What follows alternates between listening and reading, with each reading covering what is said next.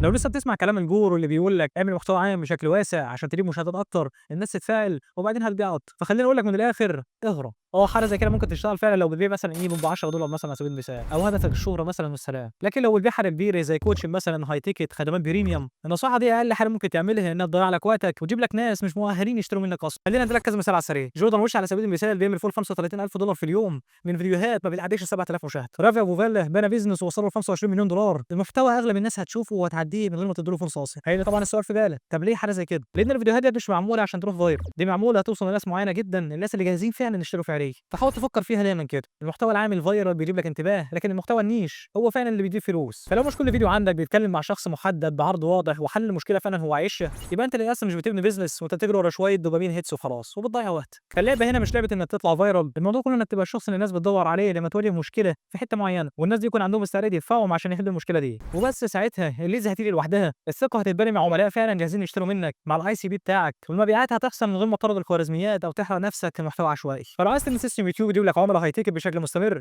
من غير اعتماد على الفيراليتي، اكتب كلمه ليز في الكومنت وابعت لك شرح كامل مجاني يشرح لك السيستم بالكامل. اشوفك في الفيديو الجاي.